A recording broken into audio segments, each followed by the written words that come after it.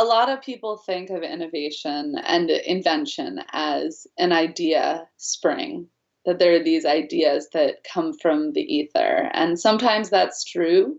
Our world is not as linear as people like to believe. But what's really important in invention and innovation is, are people satisfied with the current solution that they have for the problem?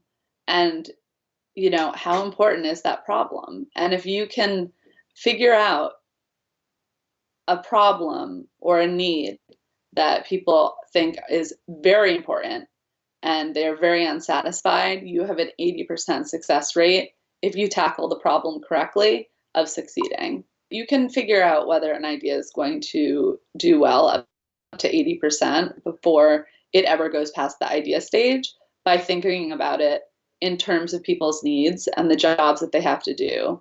So it's not an iPod, it's listening to music. It's not a towel, it's a drying solution. It's not, and what you can do is you can chart on an opportunity map how satisfied people are with their current solution and how important they are. And it's not that there are any bad ideas, because if people are really satisfied with their solution and they also have, it's not important to them, you're in the commodities sort of section. But if they are like deeply unsatisfied with their solution and it's very important to them, that's the smash hit corner. So then you do market sizing, you figure out what exists there.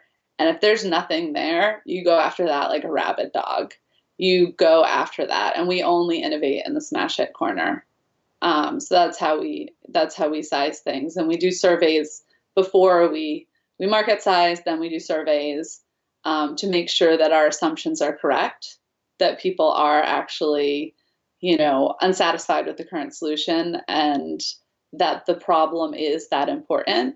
But a lot of times ideas come from everywhere. Our senior care app, we won the Alzheimer's hackathon. The actual people with Alzheimer's, the caregivers and the doctors designed that app. And we just merely moved it towards the senior care space and we built out all the algorithms behind it. But, ideas come from everywhere and you just have to test them. And that's the big thing. We're completely metric driven. Once you have your problem and you know that people are dissatisfied with their current solution and that it's important, or they're kind of satisfied and it's kind of important, that's still a place where you're adding features to current products. You could build an iPod that also has a tracking device in it, for instance.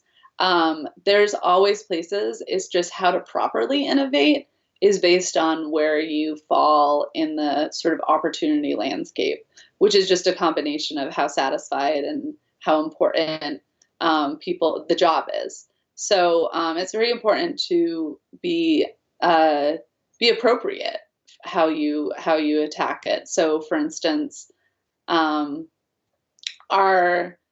senior care app, people have incredible frustration and confusion around caregiving for seniors. And what we've found is that with our application, we can reduce a lot of that.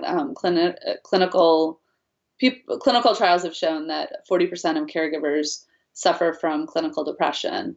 But by providing a solution, there was really no solutions for addressing the entire ecosystem of care. We found in focus groups that people have been less frustrated and less confused, which will lead to less clinical depression among caregivers.